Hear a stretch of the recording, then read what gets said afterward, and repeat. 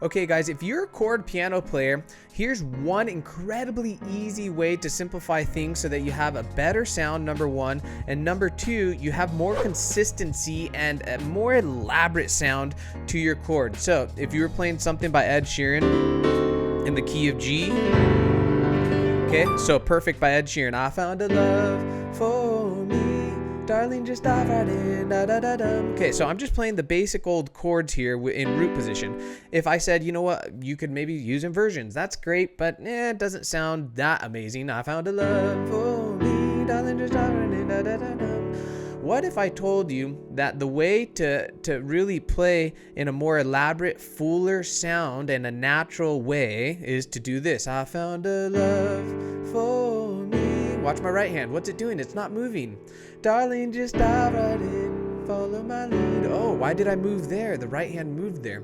Okay, there's ideas behind what I just did there that I'd like to teach you today. The first idea is having a consistent sound throughout your chord progression. So a consistent kind of harmony, an undertone, that brings a richness to your playing. That's number one. The second idea is being able to identify cadences so that you know when to actually change your notes in the right hand. So we're going to talk about that as well. So stick with me and I'll teach you how to transform your playing into something like that. Now let's move to the key of C. Okay, let's a completely different song. So if we're doing Jireh, okay, by Maverick City. So we have you are Jireh, you are enough. Jireh. Okay, so notice that we're doing the traditional movement of chords, just the triads, right? We could use inversions, but that doesn't give you that elaborate sound. Now listen to the elaborate sound here. Watch what my right hand does. You are Jireh, you are enough.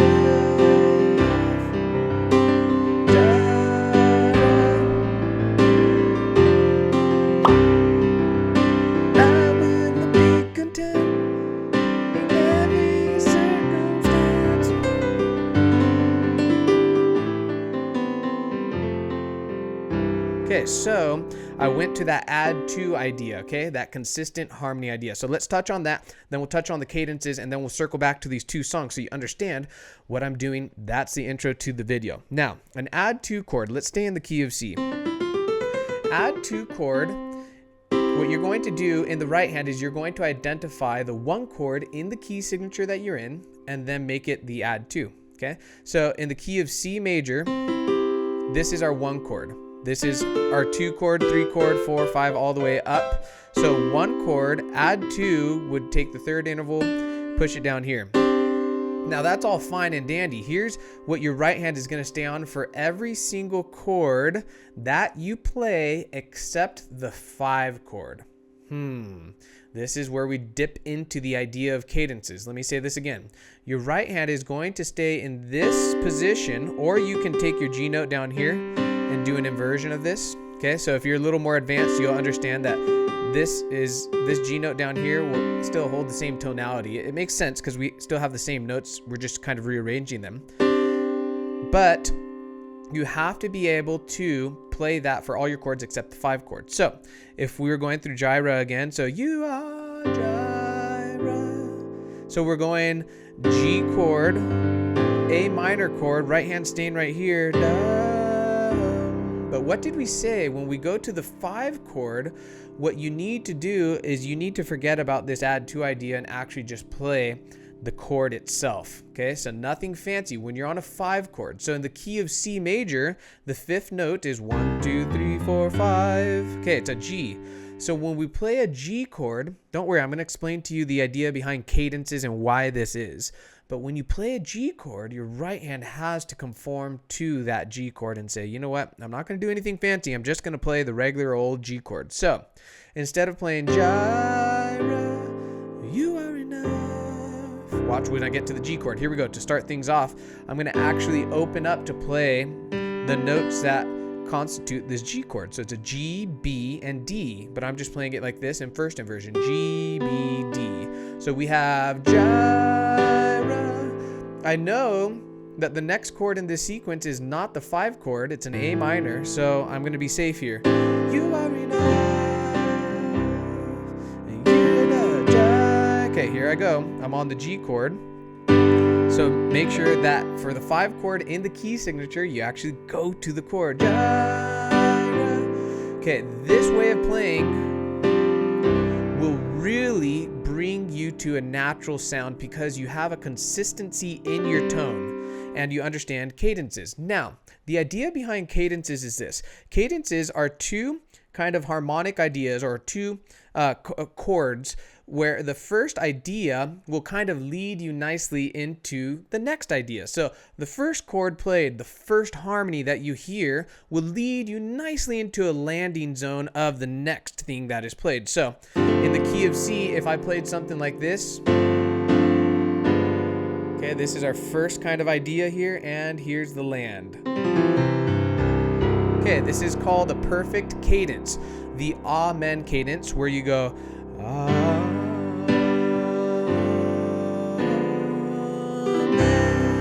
Okay, I'm not a voice teacher, I kind of was off key there, but I think you get the idea. Now, if that's a perfect cadence, then there has to be the counterpart, which is an imperfect cadence or an interrupted cadence. So how would that sound? So same exact idea.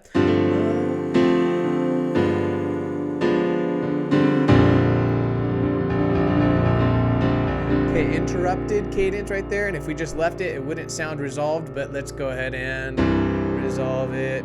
So why am I talking to you about cadences? The thing about this is that when you're playing a 5 chord, notice that the 5 chord of any key is the beginning of kind of one of the most famous cadences in music. So the 5 chord serves as kind of the springboard to the 1 chord.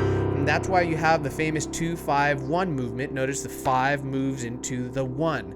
So essentially you could think of it this way as a musician. You have to respect the 5 chord. Okay, don't tweak the 5 chord too wildly, and put some respect on its name. And that's why you're going to play the full chord on 5 chord. So in the key of C, when we get to the G, we're not going to play the add 2, we're just going to actually play the 5. Now let's move into the key of G. Okay, we're going back to the Ed Sheeran song. So perfect. Okay, the chords go G, I found a love for me, darling, just dive right in, all of my need. Okay, so what's happening here is you have to identify 2 things to elevate your chord piano sound. The first is the 1 chord. In the key of G, the 1 chord is a G chord. Make that your add 2, so 3rd interval goes to the 2nd note in the scale there, add 2. Okay, so these are the notes that your right hand will be playing.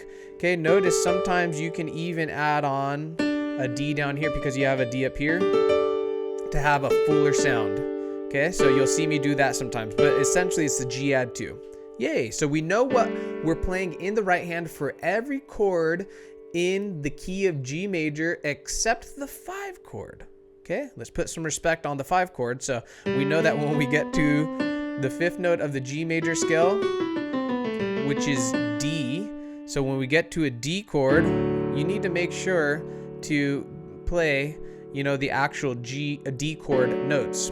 Okay, so the chord progression goes, I found a love for me, darling, just dive right in, follow my, here's the 5 chord, lead.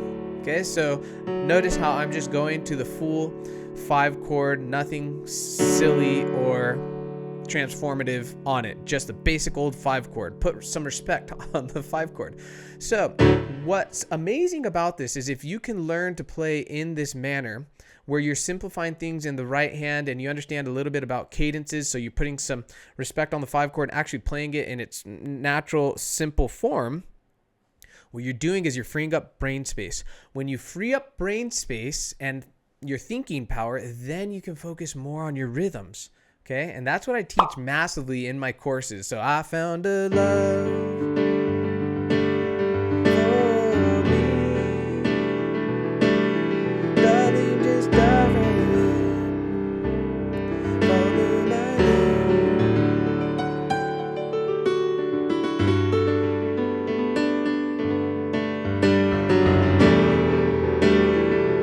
And so forth. So if you're interested in taking your chord piano to the next level, this is step number 1. Simplify things. Simplify your chords, understanding that you have to have this common thread, and that is the add 2 chord throughout your chord progression. Having that common sound, that common harmony is powerful. Understanding cadences puts some respect on the 5 chord and giving the 5 chord its due harmony there.